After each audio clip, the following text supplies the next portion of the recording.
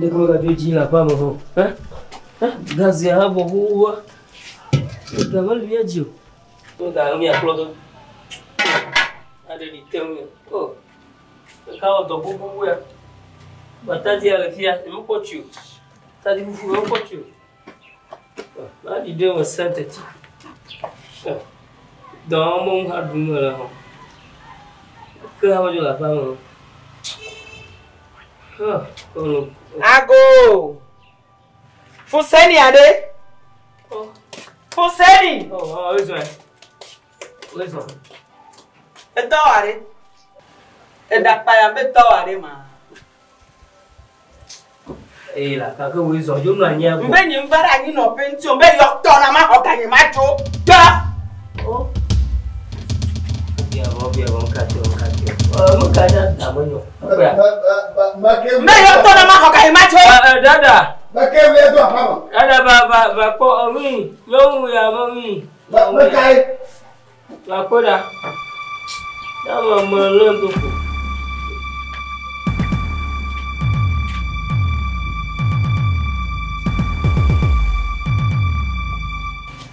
Sure. Non. Ni mbara ni no pension. Ga ni kele gbo wa e va be ma ba ko. So ga na ni majo. Adina jambo no. Ala ga sitira. Titre no ga le tia no ga bia ma so. So ga na majo la. Ne ma mi blema. Ye ko mi blo nya ko. E fenye na nya majo. Ga wuli ma do mo le tia e fa ga no. Le titre, so ga ma do le titre. E fa ga no. Anyo masi. Agbe kudagba lo. Agbe kudagba. Eto mi gara domo. Fie mi be kuchiala na biklawa. Ni ga eto. Ni mi ya no khafana ma. Na don kujin ma da yeba ga da dadi.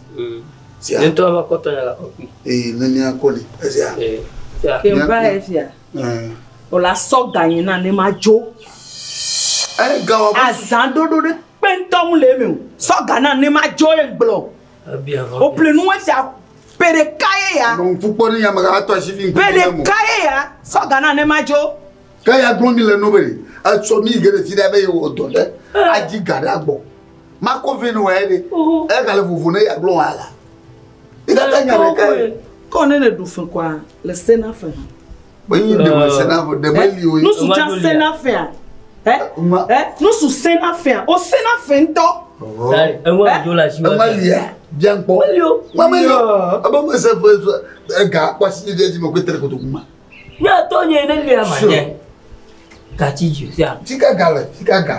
Kutuku yo kata de. Tika gale. Iya wa yawe. Tika gale. Bon, tika gale. Ina pogere ko lonchi. Pon so go ya le ora. O du agban na vo va vo wa hefia. Pon ko lo ora. Pon ke nu so ko ya le ora. Ga so ho ya ga ma pa lo, so ho ya ga ma pa. Ya mo Fernando, mas não ari. A tua mãe grafida, uma bova, mama dora de hoje cá. Sia. Ne majo le fia. Ni te ble no la. E son tilo. Me kudo son ahun ve de mi son ame inu gbe antie majo le fiero. Ne kudo son ahun ve de mi va son ti majo va ne njua e ganye ne nena ma va ho. Yo. Ino gola sia. Bale no ya ga don kuno jinenda. Ito aviti ko lo kuchida. Bale no ya ga don no jinenda. Ko lo kuchida. Oh, ada. Papa gabijo.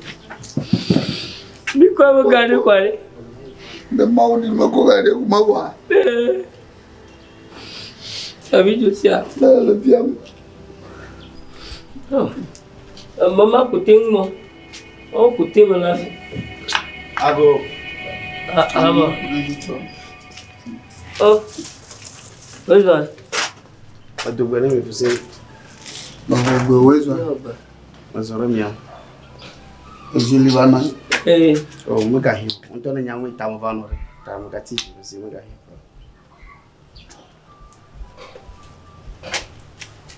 Nga ihanga po. Isa na go divi pla uyo mplana. Isa na we. Fousseni ma ko moyi ma jula fiya mutoro na fere ta ma ko wannan kabani mu ji to kara ma bona. Biavo. Katio. Dela no via. Ko gali fi la buto na fa. Me ko gali afia. Buto na. Bebe. Le kwini ado sa me te gali bu. Avoué. Fousseni ma da ku gama jijido ma titina yin ma jibe nye prom nya otukara de ko. Ya ma nya ma kanon pumu ma da ku we kuma to Vanai. Nya ba chiko le nya. Fousseni.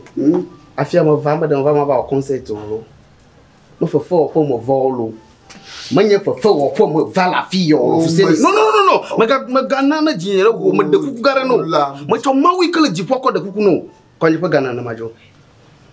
Ta le va mauga. Amauga le juba. Fule ke mo bubuno, amia bodo no kumono. Inya maka.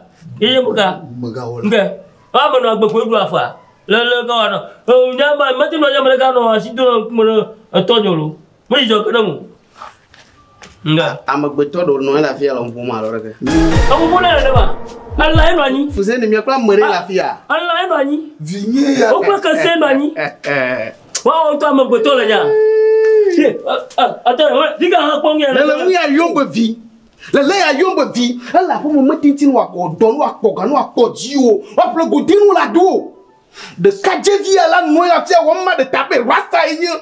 Ma Fousseni poko me ganna mama chaka nya mo vela fio. Me ganna ma chaka nya mo vela fio. Ma va no nya ba nya mino. Wa no nya menya. Attends, ici. Ma po ma do la gbadu. Mo to sira mo. Ma no nya mino. Ke mo va fia na de do sida bantuo na ina de kala kutu kuma nya ma do sida gbo. Nene je se mo va fia nya mo funfu do ra gbo to nya kule mi lo mpum. Ada mo mo do na melo. Fousseni mo ko kan. Ba da go ne mo nya o do na bo ko mo ma na ko kilo. Maka wa.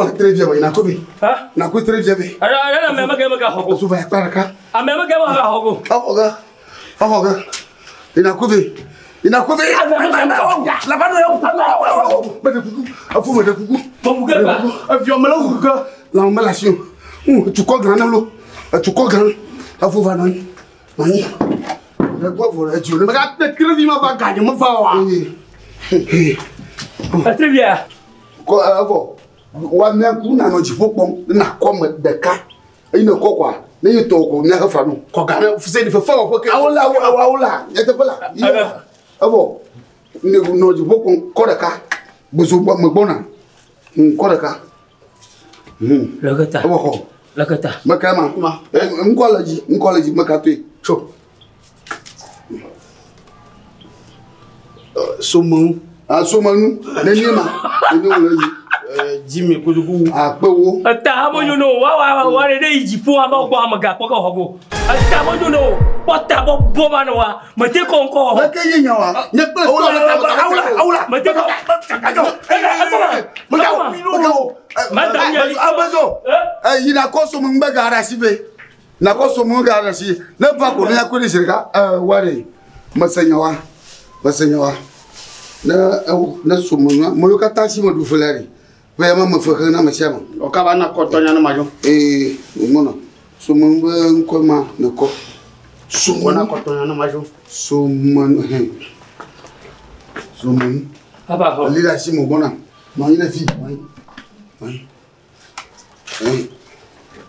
allo le fondement fondement c'est ça fi me la femme o ita mo yondo la fikale o va hoga sia va hoga va me la femme vous va yo va ba yi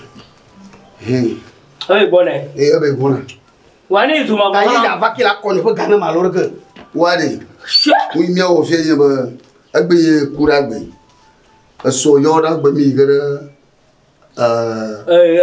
Biclobo aso poso aputino abukano no ho fone mi kwa no ho fone mi da ko bene tala mi mo fi adun tala mi adun awo gamala no simu no gbanya ma jula fia ma tonyu ne gba ti pe aja kum le kata nya ma tonyu ma ha to em ma ka to e dare jigwe atami abunga ka tanyo no mi atabojo no ya ni so fo mo ha abusan ma ko ga no ba ko ga okay ma so bere nyonto nya busama mo va ko ka ve ko nya busama nto ko mo va nya mo ga gamala vous êtes même mi ko ni va aw yonti ma gwa mo dari ma comble nam le via mo ga dara fa ka de be ade aba ko na mo daga ye mo daga bagawo aha aw weso so ba hoga yo ni le SOMENOU weso yo SOMENOU okay be la ba kila ko ganya na me ya ma ko ganya majo aw gawo ma alo ade akwewo we man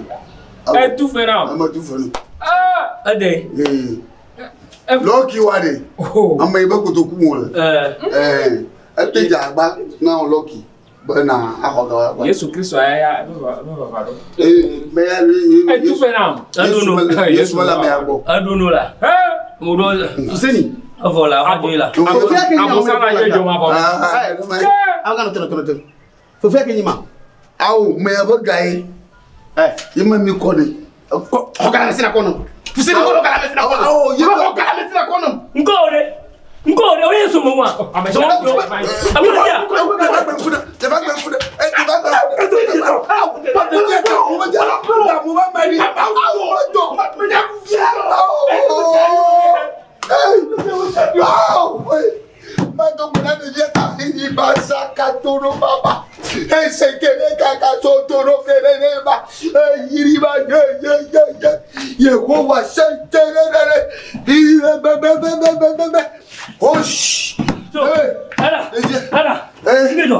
Magbedura ta we abo ndo mo go fika ile to ti mo ja pa me nene mo yo no le mo a ai mo ka ta ma fu mo ka ka ko ho ngimo bari to ko agboji nso ho ba to ju fu mo le ko fu gura agboji to piato no yin beso ngeme ye mo wo ti ha ti fia wo ti ya mo ka bla ko beso ato to nye gba mbere e ko mo nso ho ba fu gba mo ko fu gba do jayin la plo le ran fuma mo la gbo atu atu agbore mu nke aka ba ngeme aga baba hoga ato le agbo na pe mari mo fo plan de ka na fa kware na ko fu gba abo na fa ko dashi te ko kaka agboji na fa ko agban agboji degbe fa ko agban agboji agban ngeme beso de ben wulu to ma ko be fu gba to le ke ta ba na bu mo aro ko antu ka gba no de ko ti manan owe to wa no nya mo fia ayo am fere na melo mijo mijo nya mo ba yue le ngo yue ngo ji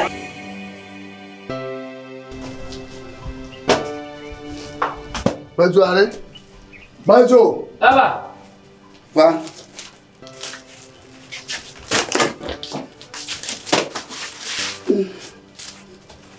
ga beri le ngida ani le mo cho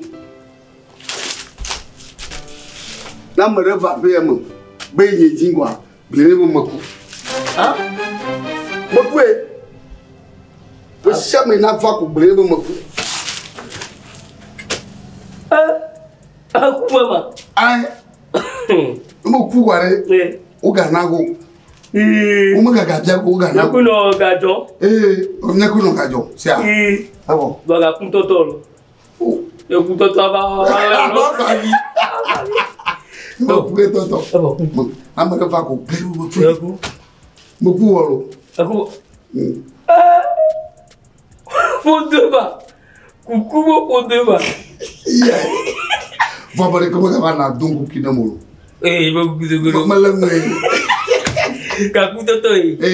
Udah ini gua kini ya bile. Bukan gila para trobo. Abo. Baga joga dia. Kemana ada bom figa? Ada fodai. A mãe vai com o Jifa.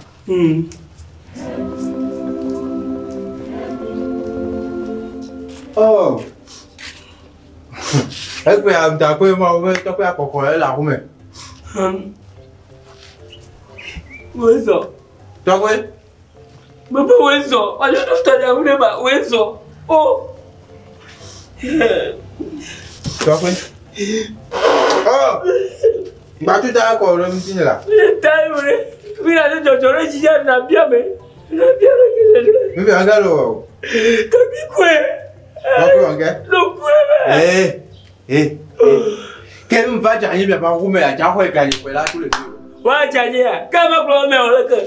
Voilà, tu te mets gagner. Avec nous, pour la veille, ma blonde est au cœur. Toi, coup, toi, là, quoi, Moukam.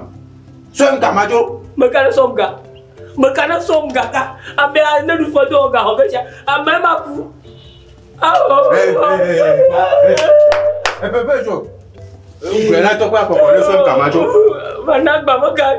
Maintenant, maman gagne. Bon, on regarde. Là, on mieux peu gars. Va voir sur un casson que le dit je fais kawa. Ah, tout de l'eau. Ah, qui a coupé mais là, sur mieux peu gars. On t'a pas si pépé. À cause ça, on soit les names coucou et si les âmes veulent te tomber là. Au matin, on va te faire un petit peu la somme gars. Bon, à tes blondières de chaleur, quand tu as bon manière, quand tu as bon, là, on a devant plein de monde. À ton époux, à ton époux, à ma femme, toi, oui, vous pouvez faire gagner ma, il peut faire gagner mon. Et on comme, nous sommes fouillés à la somme gars. Et tu as le flou, tu vas mettre mon vrai côté quoi. Mais peu coucou, hein. Oh,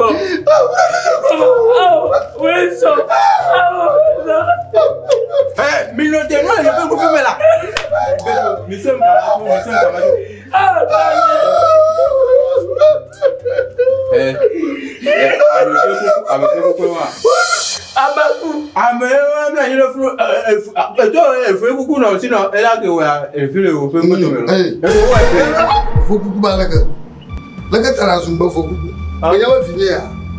Bom nyama. Betul. Tak boleh siwa. Betul. Awak ni lah. Itu apa betul? Aku betul.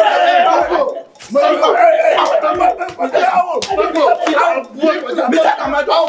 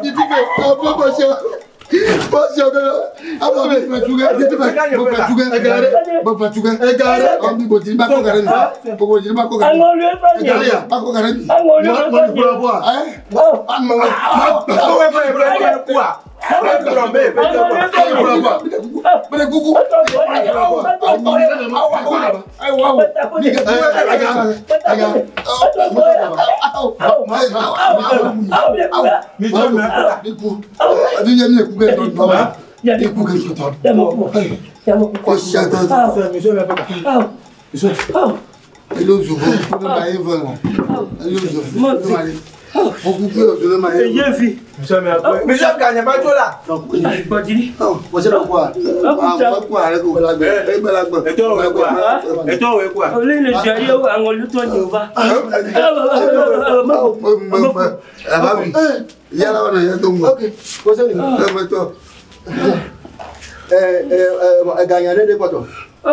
Mais qui vient, je ne veux pas. Il n'y a pas de camacho là.